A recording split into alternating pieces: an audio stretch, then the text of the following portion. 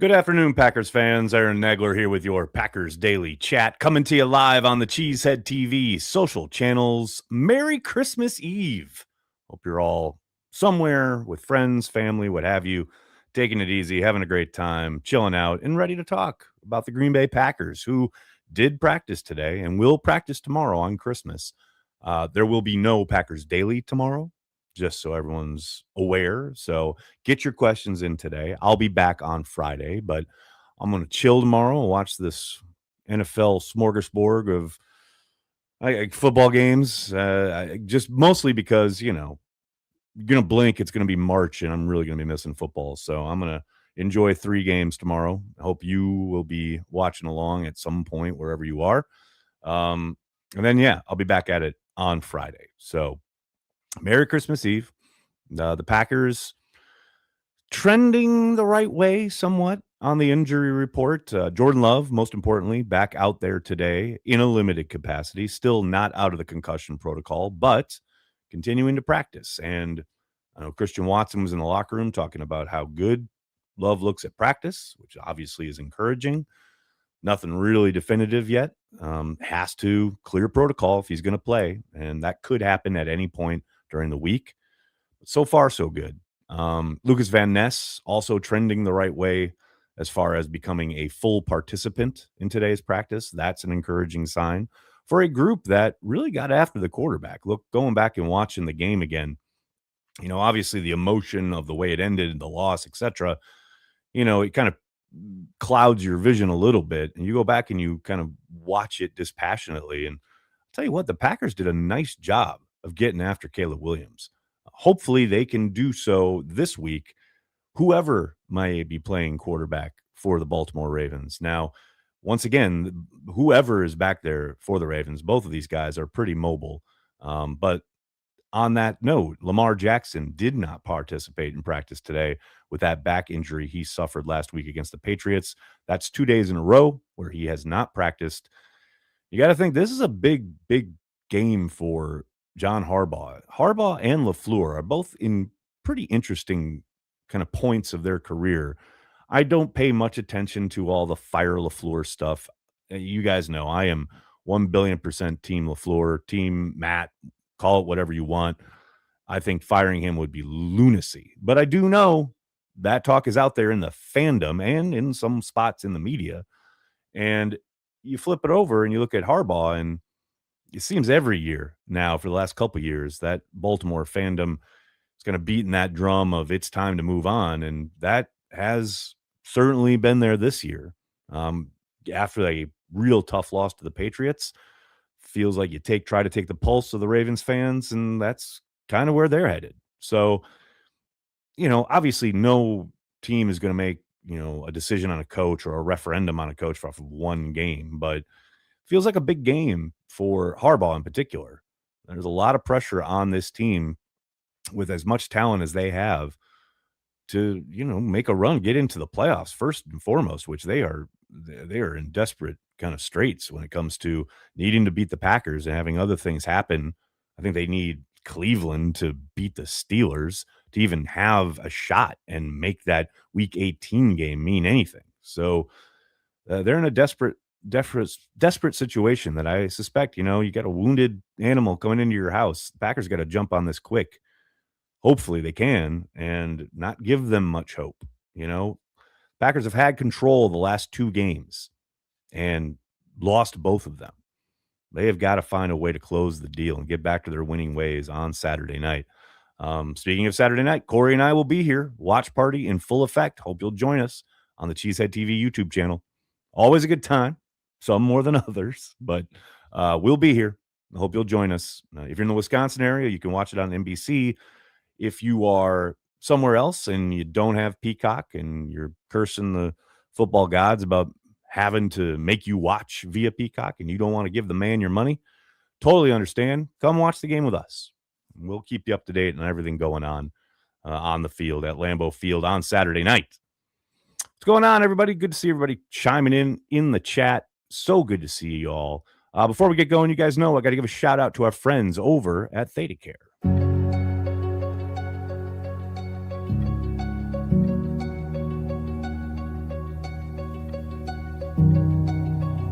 Expertise follows inspiration. That's why more than a dozen of the nation's top cardiovascular specialists have chosen ThetaCare as their destination to deliver exceptional care. By infusing local care with new expertise throughout ThetaCare, we're creating a healthier future for all. Meet the experts at thetacare.org/heart. All right, folks, I'll get to your comments and your questions and your jokes and your misgivings and whatever you got for us.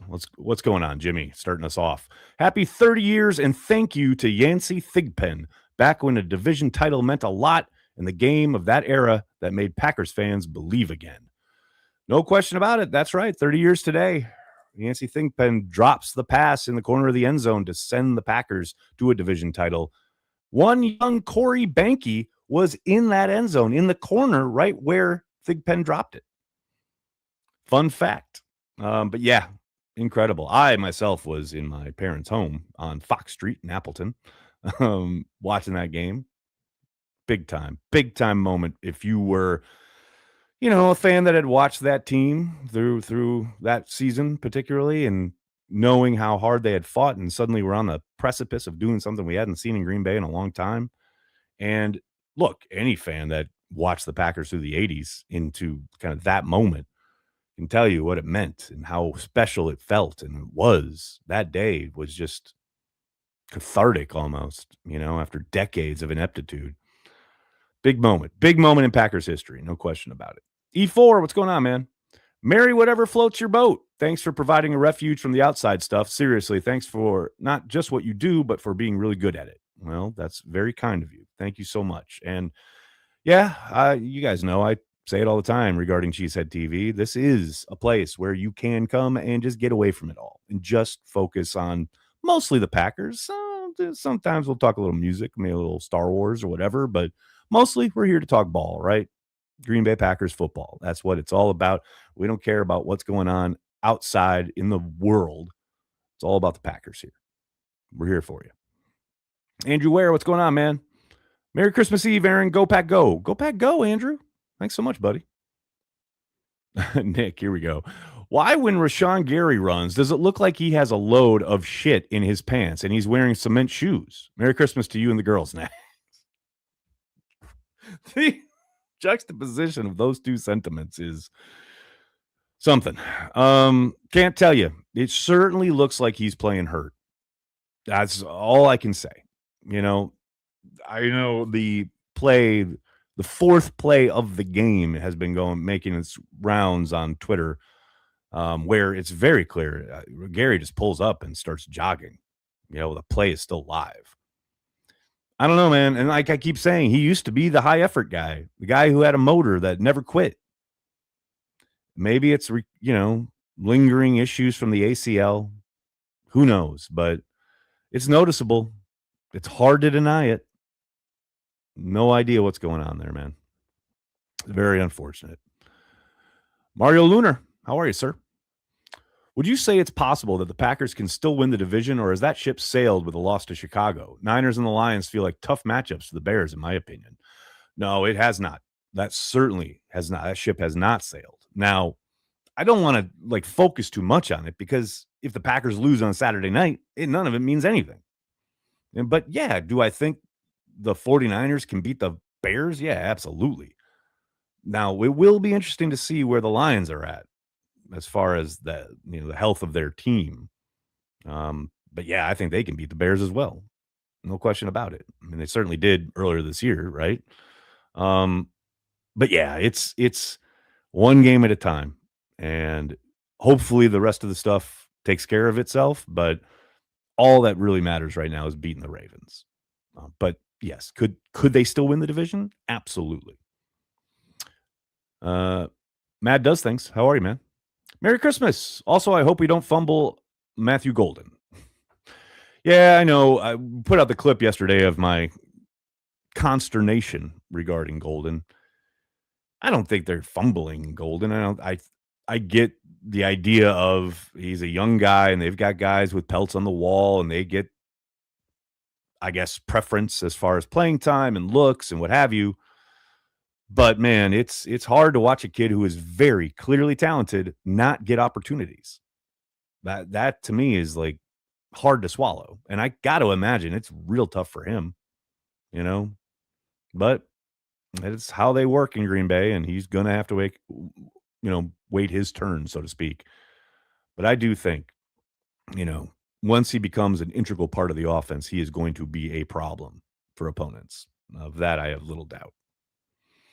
Peter, is Gary playing for his job? I mean, the cliche coach answer is everybody's playing for their job each and every game, right? I don't know if he's playing for his job in the NFL, but in Green Bay, potentially.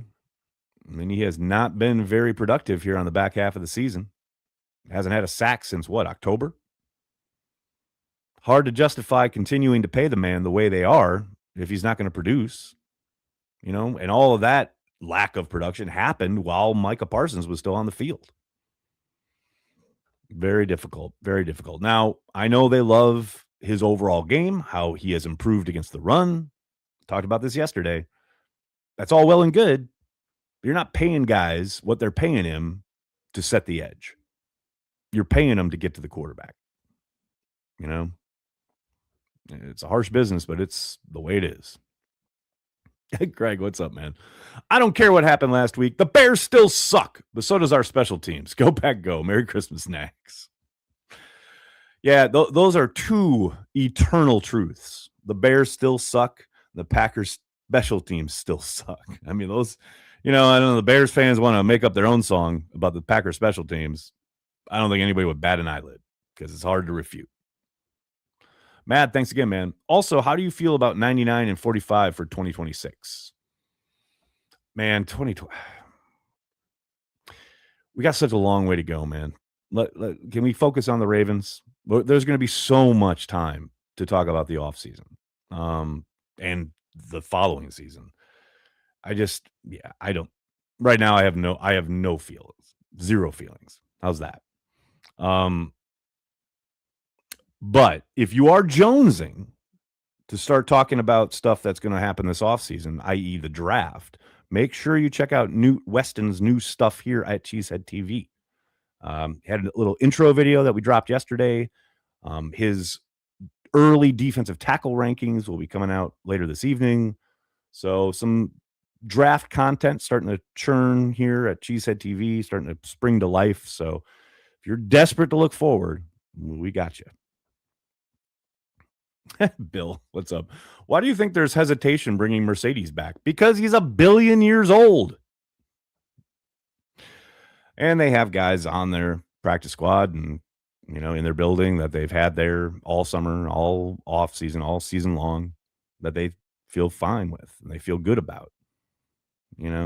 I love the Mercedes idea. I love the narrative of that happening if it ever did, but it's a young man's game. They're going to continue to build with the guys they got in-house who they've been training for this type of moment rather than go out and get a guy who, what has he been in the league 20 years? I know we're all excited about Phillip Rivers, but at some point, man, it is time to move on. What else we got here, folks? What can this team realistically do as a 7 seed? Would love to see Chicago again. How does this defense hold up? I tell you what, man, I feel pretty damn good about the defense given what we saw against Chicago. Now, obviously, you're going to face different types of offenses, schematically, quarterback-wise, what have you, some more explosive than others. But for the first game out of the gate without Micah, Packers fans should feel pretty damn encouraged. Now, not saying they're all world or they're going to be the 2000 Ravens suddenly or anything like that, but man, I tell you what, yeah, as a 7th seed, if that's what their path ends up being, they always talk about, the two things that travel, right? If you do have to go on the road, and as a 7th seed, you do, it's a defense and a running game. Well, we know the Packers running game is inconsistent if we're being kind, right? But man, they got a defense. So yeah, can they make some noise? Can they surprise some people? I think so. Now they got to continue to build on what they did. They can't just say, oh, look, we figured it out. And I don't think they will. I don't think Halfley will. But yeah, they've definitely got a shot to win some playoff games if that's the level of defense they play.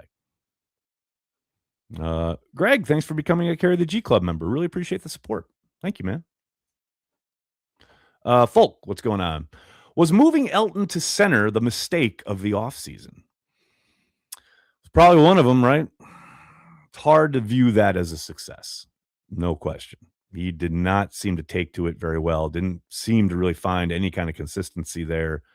Seemed to weaken them at guard with the addition of Banks, who has also been a pretty significant disappointment overall. He's had some better stretches here and there, but man, it's tough to say that that was a good call, right? And look, sometimes you make those kind of decisions and they work out. And I think Brian and the personnel group in particular have done a very good job overall when it comes to that kind of thing. But yeah, that was a rough one. That doesn't seem to have been exactly the kind of step forward they had hoped for, you know. What else we got here, folks? What kind of cookies did your girls leave out for Santa back in the day? Usually, like the sugar cookies, we'd make them that afternoon. The classic Christmas sugar cookies with like, little sprinkles and stuff, frosting, what have you. They love doing that. And I loved making sure that those cookies were appropriated appropriately. How's that? New York Cheesehead, what's going on, man? Just want to say Merry Christmas, Snags. Go Pack Go. Go Pack Go. Well, come on, go Pack Go. That's what I'm talking about. Jeff Jones. Well, oh boy, here we go. Either embrace kicking as a major part of the game or get rid of it altogether. Who is that directed towards? That's what I'm wondering here. I don't know. Is that for the NFL? I mean, they're still kicking. They're still kicking the ball a lot. In fact, if anything else, they've made kicking a little bit more important by their kind of touchback rules, getting them in position to kick more. And these kickers have been so good at longer and longer kicks. Yeah, I don't know, man. I'm a little mystified by that.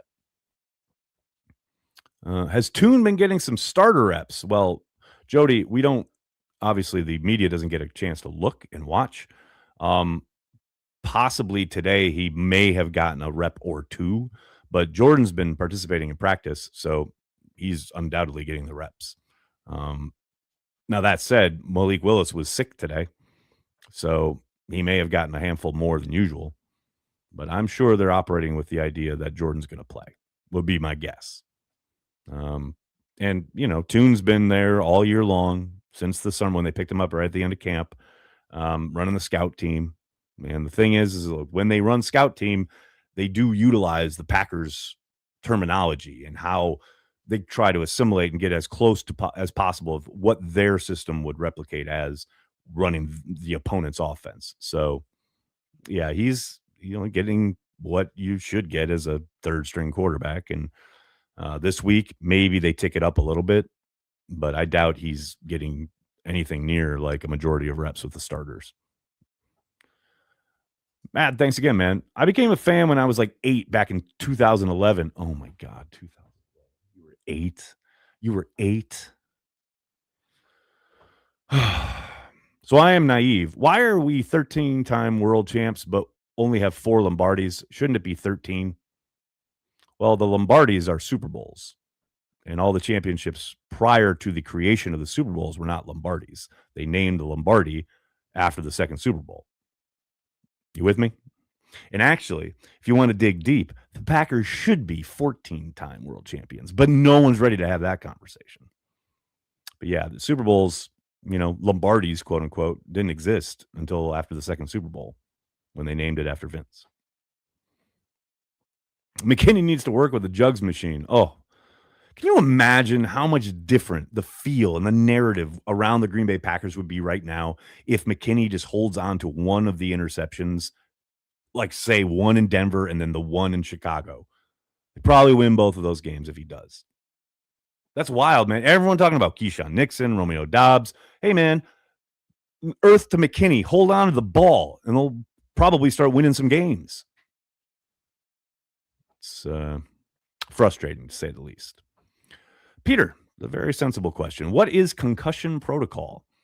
A series of tests and observations that are made by a medical professional, a trained doctor specializing in head trauma and concussions, that, the players have to jump through hoops, so to speak, not physically jump through hoops, but meet certain benchmarks. Um, I don't think they have ever published, the precise measures that the protocol entails. I know LaFleur talked about it yesterday, not wanting to talk about anything specific. But essentially, they'll be checking in with Jordan every day this week and seeing, various kind of benchmarks that he has to meet. And if he does, he's one step closer to getting out of the protocol. As I said yesterday, a really good sign is that he's at practice, because sometimes guys start the protocol and they aren't even anywhere near practice or meetings. And Matt did say Jordan's in the meetings. So that's all a very good start for the week. But it's not going to be, we're not going to get any kind of clarity until we get probably till Saturday, would be my guess. Oh, we got a Bears fan in the chat. This is so adorable. Bear down. You see, they get so excited when they hold serve against our backups. Great job, dude. Proud of you. Proud of the little brother. You got one. Hey, well done, brother. Great job. I mean, all you did was hold serve, but you know that. Packers beat your ass in Lambeau, right? Oh, right. So it's 1-1. Cool. But hey, man, victory lap, holding serve, hang the banner. Great job. Bears fans. Fucking hilarious. Joe, what's up, man? Huntley, more trouble than injured Lamar Jackson? I don't know about more trouble, but he's legit, man. You cannot deny it. He's got talent. And in that offense in particular, he knows how to run it. They don't really, it's kind of like with Malik, they don't really miss a beat. Like, they may call different types of plays at times in certain situations, but they know how to run that offense when he's in there. So it's not a light task if Huntley is the one with the call.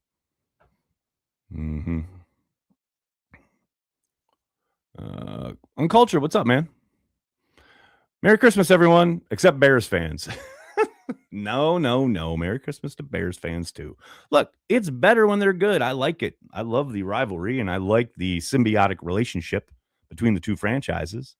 Of course, Bears fans always talk about Papa Bear put money up to help the Packers survive. Of course, that's mostly because he liked having the gate receipts, because all the Packers fans would come down from Green Bay to Chicago. But, never forget, Packers did the same kind of thing.